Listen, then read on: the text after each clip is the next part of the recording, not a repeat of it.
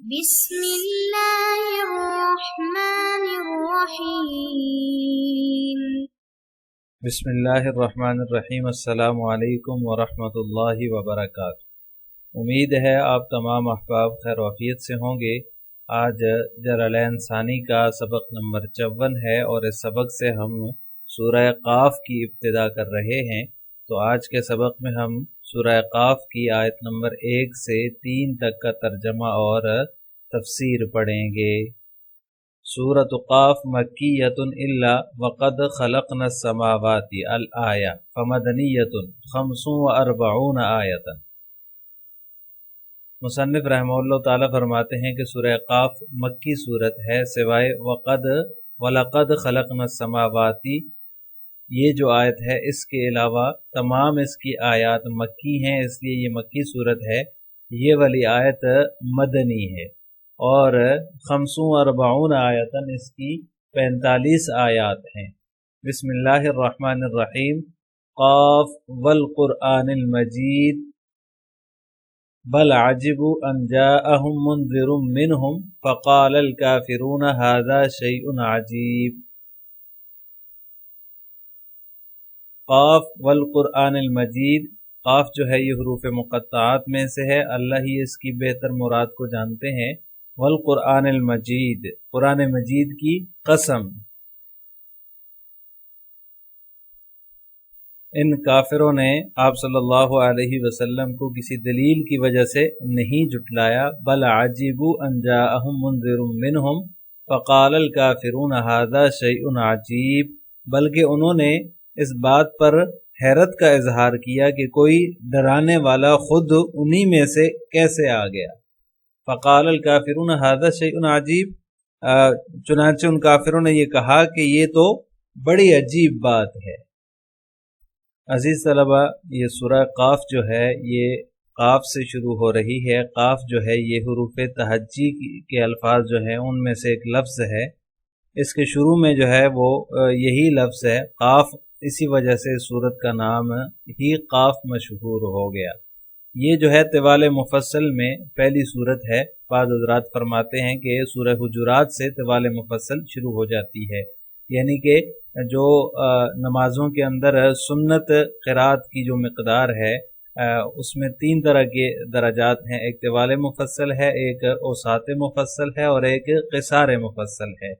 تو یہ طوال مفصل جو ہے یعنی جو فجر کی نماز میں پڑھنا مسنون ہے اس میں یہ پہلی صورت ہے، اور بعض حضرات فرماتے ہیں کہ یہ جو ہے سورہ حجرات سے طوال مفصل شروع ہوتی ہے اور یہ اس میں دوسری صورت ہوگی اس حساب سے۔ سورہ قاف کا تعارف یہ ہے کہ اس کا اصل موضوع جو ہے وہ آخرت کا اثبات ہے۔ اسلام کے عقائد کے اندر عقیدہ آخرت کو بنیادی اہمیت حاصل ہے۔ یہی وہ عقیدہ ہے جو انسان کے قول و فعل میں ذمہ داری کا احساس پیدا کرتا ہے، اور اگر یہ عقیدہ دل میں نہیں ہے، دل میں اس کا راسخ نہیں ہے، اور اگر جو ہے وہ انسان اس پر عقیدہ نہیں رکھتا آخرت پر، تو پھر اسے اپنے ہر کام میں اللہ تعالیٰ کے سامنے جو ہے وہ جواب دہی کا خوف نہیں ہوتا۔ اگر اس کے دل میں یہ پیوست ہو جائے تو ہر وقت انسان کو یہ یاد دلاتا رہتا ہے کہ اسے اپنے ہر کام کا اللہ تعالیٰ کو حساب دینا ہے، اس کے سامنے جواب دینا ہے، اور پھر یہ عقیدہ انسان کو گناہوں سے، جرائم اور ناانصافیوں سے بھی دور رکھتا ہے۔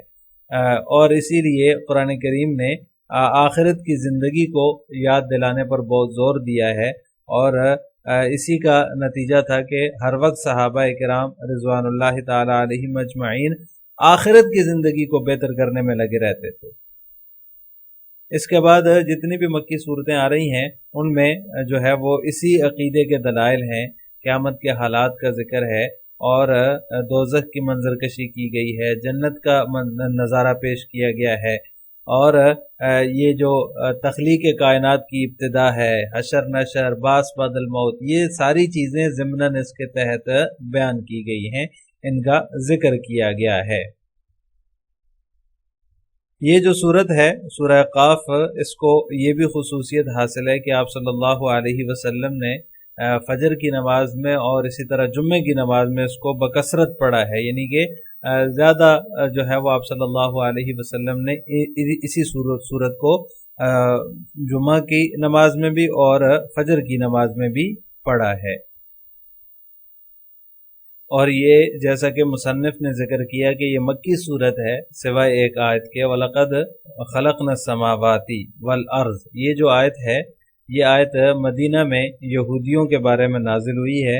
اس ایک آیت کے علاوہ یہ پوری صورت جو ہے وہ مکی صورت ہے، حضرت ابن عباس رضی اللہ تعالیٰ عنہما سے اور اسی طرح حضرت قتادہ رحمہ اللہ تعالیٰ سے یہی منقول ہے۔ تو لہٰذا یہ مکی صورت ہے، تو مکی صورت کے اندر اسلام کے جو بنیادی عقائد ہوتے ہیں انہی کا بیان ہوتا ہے، انہی کے دلائل ذکر کیے جاتے ہیں۔ تو اس کے اندر بھی تخلیق کائنات کی ابتدا، حشر نشر، بعث بعد الموت، ثواب عقاب، ترغیب ترہیب جو ہے نا یہ چیزیں، اور جنت جہنم کا تذکرہ کیا گیا ہے۔ یہ بڑی اہم جو ہے وہ صورت ہے اس لحاظ سے کہ اس کے اندر تمام اہم مضامین کا خلاصہ آ گیا ہے۔ ایک مرفوع روایت ہے کہ آپ صلی اللہ علیہ وسلم نے فرمایا قرآن مجید سیکھو کیونکہ یہ عظیم صورتوں میں سے ہے۔ اسی طرح مسلم میں حضرت جابر بن سمرہ رضی اللہ تعالیٰ عنہ کی روایت ہے کہ آپ صلی اللہ علیہ وسلم اس کو فجر کی نماز میں پڑھا کرتے تھے۔ اسی طرح ایک اور روایت میں ہے کہ آپ صلی اللہ علیہ وسلم اس سورت کو فجر کی پہلی رکعت میں پڑھا کرتے تھے۔ اور اسی طرح ایک روایت یہ بھی ہے کہ آپ صلی اللہ علیہ وسلم اسے عید کی نماز میں بھی پڑھا کرتے تھے۔ صاحب جواہر القرآن اس کا ماقبل سے ربط یوں بیان فرماتے ہیں کہ سورہ محمد، سورہ فتح اور سورہ حجرات جو گزری ہیں اس سے پہلے، ان میں مسئلہ جہاد کو ذکر کیا گیا تھا۔ اب اس کے بعد جو صورتیں ہیں سورہ قاف ہے، اس کے بعد زاریات اور اس طرح دیگر صورتیں جو ہے اس میں حشر نشر کو، جزا سزا کو ذکر کیا گیا ہے۔ تو پہلے حصے کے ساتھ اس کا ربط یوں بنے گا کہ پہلے حصے میں مشرکین سے جہاد کا بیان تھا کہ ان سے جہاد کرو، اس لیے کہ وہ شرک کرتے ہیں اور انہوں نے اللہ کے سوا کئی اور الہ اور معبود بنا رکھے ہیں۔ اب اس حصے میں سورہ قاف سے آگے یہ مذکور ہے کہ شرک کے علاوہ وہ قیامت کا بھی انکار کرتے ہیں، جزا اور سزا کا بھی انکار کرتے ہیں، اور اسی طرح مسئلہ توحید کا بھی انکار کرتے ہیں۔ تو اس طرح سے جو ہے اس کا پہلی صورتوں کے ساتھ ربط قائم ہو جائے گا۔ عزیز طلبہ، اس آیت کا جو پہلا لفظ اس صورت کا جو پہلا لفظ ہے وہ ہے قاف والقرآن المجید۔ یہاں پر اللہ تبارک و تعالیٰ نے اس کو حروف مقطعات سے شروع کیا ہے، اور حروف مقطعات کے بارے میں جیسا کہ پہلے میں نے ذکر کیا کہ یہ جو ہے وہ اللہ تبارک و تعالیٰ ہی اس کی مراد کو اور اللہ کا رسول ہی جانتے ہیں، اس کے علاوہ اس کی مراد کوئی بھی نہیں جانتا، اور جاننا ضروری بھی نہیں ہے کیونکہ یہ جو حروف مقطعات ہوتے ہیں یا متشابہات ہوتے ہیں ان سے کوئی جو ہے وہ حکم بھی متعلق نہیں ہوتا، اس لیے امت کا ان کو جاننا ضروری بھی نہیں ہے۔ والقرآن المجید بل عجبوا ان جاءہم، اس کے بعد قرآن مجید کی قسم اٹھائی کہ قرآن مجید کی قسم ہے۔ تو قرآن کی قسم جس بات پر اٹھائی گئی ہے اس کے بعد جو ہے اس کو ذکر نہیں کیا گیا، بلکہ قرآن کریم اور اس کے بعد بل کے ساتھ عجبوا ان جاءہم منذر منہم ذکر کیا کہ وہ یہ تعجب کرتے ہیں کہ انہی میں سے ایک ڈرانے والا آ گیا۔ تو قرآن مجید کی قسم اٹھا کر اللہ کے کلام کی عظمت کو ظاہر کیا گیا ہے۔ اب ان کو چاہیے تو یہ تھا کہ قرآن کریم اور اس کے رسول صلی اللہ علیہ وسلم پر ایمان لاتے، لیکن اہل مکہ اس بات پر تعجب کرنے لگے کہ ان کے پاس انہی میں سے ایک ڈرانے والا آ گیا، ایک جو ہے وہ منذر آ گیا جو آخرت سے خبردار کرتا ہے، آخرت سے ڈراتا ہے۔ اب یہاں پر ایک بیچ میں ایک خلا ہے، یعنی کہ والقرآن المجید بل عجبوا ان جاءہم، یہاں پر آپ ذرا غور کریں اور اس پس منظر کو ذہن میں رکھیں۔ جس پس منظر میں یہ بات فرمائی گئی ہے تو پتہ چل جائے گا کہ قسم اور بل کے درمیان جو خلا ہے اس کا مضمون کیا ہے۔ تو جس بات کی قسم کھائی گئی ہے اسے معلوم ہو جائے گا کہ قسم اور بل کے درمیان اس خلا کو جو چھوڑا گیا ہے، تو اس خلا کو چھوڑنے کا اس کے درمیان جو مضمون ہے وہ کیا ہے۔ یعنی جس بات کی قسم کھائی گئی وہ یہ ہے کہ اہل مکہ نے آپ صلی اللہ علیہ وسلم کی رسالت کو ماننے سے انکار جو ہے وہ کسی معقول وجہ کی بنا پر نہیں کیا، بلکہ ایک غیر معقول بنیاد پر کیا ہے کہ انہی کی قوم میں سے ایک پیغمبر آ گیا، انہی کی جنس میں سے ایک رسول آ گیا، اور انہی میں سے ایک فرد کو اللہ تبارک و تعالیٰ نے اپنی طرف سے قاصد اور پیغمبر بنا کر بھیج دیا۔ ان کے نزدیک یہ سخت تعجب کی بات تھی، یعنی بہت ہی تعجب کی بات تھی ان کے نزدیک۔ تو اس سے پتہ چلتا ہے کہ اس آیت میں قرآن کریم کی جو قسم اٹھائی گئی ہے وہ اس بات پر اٹھائی گئی ہے کہ آپ صلی اللہ علیہ وسلم واقعی اللہ کے رسول ہیں، اور ان کی رسالت پر کفار کا یہ جو تعجب ہے، یعنی کہ جو وہ تعجب کرتے ہیں کہ انہی میں سے رسول آ گیا، یہ بے جا بات ہے، اور اس میں ان کو تعجب نہیں ہونا چاہیے۔ اس کے بعد تیسری آیت ہے اَإِذَا مِتْنَا وَكُنَّا تُرَابًا ذَلِكَ رَجْعٌ بَعِيدٌ، بھلا کیا ہم مر کھپ جائیں اور مٹی ہو جائیں گے اس وقت ہمیں پھر زندہ کیا جائے گا۔ ذَلِكَ رَجْعٌ بَعِيدٌ، یہ واپسی ہماری سمجھ سے بالا تر ہے، ہماری سمجھ سے دور ہے۔ اس آیت کریمہ کے اندر اللہ تبارک و تعالیٰ نے کفار مکہ کا دوسرا تعجب ذکر کیا۔ ایک تو وہ اس بات پر تعجب کرتے ہیں کہ آپ صلی اللہ علیہ وسلم کو انہی میں سے جو ہے وہ رسول بنا کر بھیج دیا۔ ایک تو یہ تعجب کی بات تھی ان کے لیے، اس کو بہت ہی جو ہے وہ سخت تعجب ہوتا تھا ان کو اس پر، اور دوسرا تعجب ان کا یہ ذکر کیا کہ وہ اس بات کو بھی نہیں سمجھ پائے، اور جو ہے وہ ان کے دماغ میں یہ بات بھی نہیں آئی، ان کے عقل میں یہ بات بھی نہیں آئی کہ انسان مرنے کے بعد اور ریزہ ریزہ ہو جانے کے بعد دوبارہ جو ہے وہ اس کو زندہ کیا جائے گا، جب اس کے جو ہے وہ اجزاء منتشر ہو جائیں گے، اور کسی طرح پھر سے جو ہے وہ اللہ تبارک و تعالیٰ ان کو کس طرح جمع فرمائیں گے۔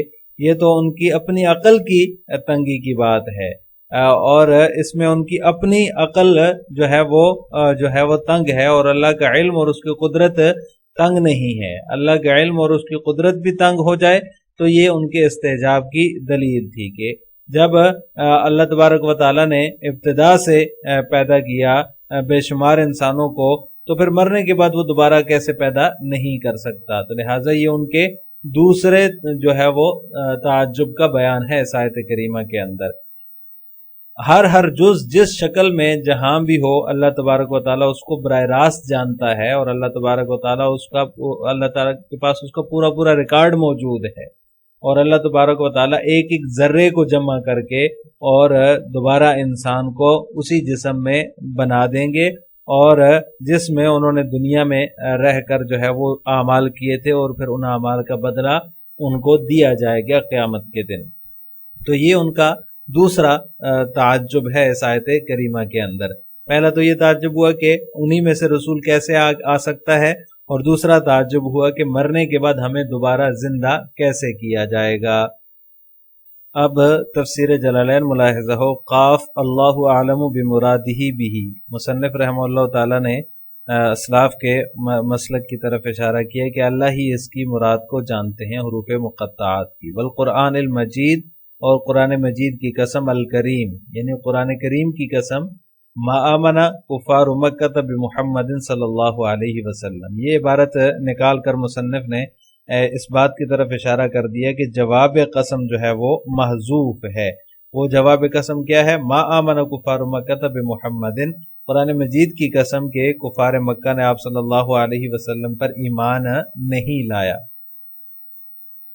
بل عجبوا ان جاءهم منذر منهم رسول من انفسهم ينذرهم يخوفهم بالنار بعد البعث، بلکہ وہ تعجب کرنے لگے کہ ان کے پاس جو ہے وہ انہی میں سے ڈرانے والا آ گیا، یعنی کہ انہی میں سے ایک رسول آ گیا جو ان کو ڈراتا ہے، یخوفهم بالنار بعد البعث، دوبارہ اٹھائے جانے کے بعد، دوبارہ زندہ کرنے کے بعد ان کو جہنم سے ڈراتا ہے اور خوف دلاتا ہے۔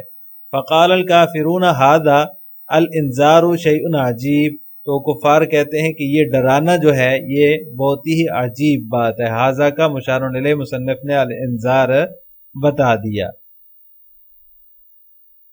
یہ بل عجبوا ان جاءهم منذر منهم جو ہے یہ اعراض جو کیا گیا ہے، بل اعراض کے لیے ہے، تو بل اعراض یا لا کر مشرکین مکہ کے جو ان کے برے احوال تھے ان کو بیان کیا ہے کہ وہ نہ صرف یہ کہ آپ صلی اللہ علیہ وسلم پر ایمان نہیں لائے، بلکہ اس سے بڑھ کر انہیں یہ بھی جو ہے وہ اچنبے کی بات لگتی تھی، تعجب خیز بات تھی ان کے لیے کہ انہی میں سے ایک شخص کو رسول بنا کر بھیج دیا گیا۔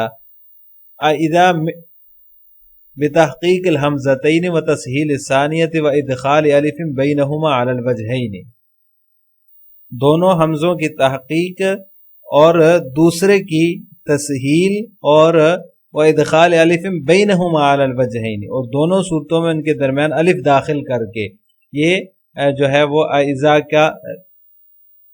اعزا کی صرفی تحقیق مصنف نے بیان فرما دی۔ متنا وکننا ترابا، کیا جب ہم مر جائیں گے اور مٹی ہو جائیں گے، نرجعو تو ہمیں دوبارہ زندہ کیا جائے گا، ہمیں لٹایا جائے گا۔ مصنف رحمہ اللہ تعالیٰ نے نرجعو سے اس بات کی طرف اشارہ کر دیا کہ جو متنا کا عامل ہے وہ محذوف ہے، انرجعو اذا متنا وکننا ترابا، تو اس حذف پر یہ جو رجعن ہے آگے والا ذالک رجعن بعید، یہ دلالت کر رہا ہے۔ تو انرجعو اذا متنا، یہ متنا کا جو عامل ہے وہ محذوف ہے، اس بات کی طرف مصنف نے اشارہ کرنے کے لیے نرجعو کا اضافہ کیا۔ ذالک رجعن بعید، یہ بہت ہی بعید بات ہے، ہماری سمجھ سے بالا تر ہے۔ فی غایت البعد، یعنی کہ انتہائی جو ہے وہ دور کی بات ہے۔ لہٰذا اس تیسری آیت کے اندر جو ہے وہ بعث بعد الموت کا اس بات ہے کہ اللہ تبارک و تعالی جو ہے وہ دوبارہ زندہ کریں گے۔ آخر میں آپ سے دو سوال ہیں۔ نمبر 1، سورہ قاف میں کون کون سے مضامین کا بیان ہے؟ نمبر 2، سورہ قاف کی ابتدائی آیات کے اندر کون سا عقیدہ بیان ہوا ہے؟ ان دونوں سوالوں کا جواب آپ نے کمنٹ باکس میں دینا ہے۔ السلام علیکم ورحمۃ اللہ وبرکاتہ۔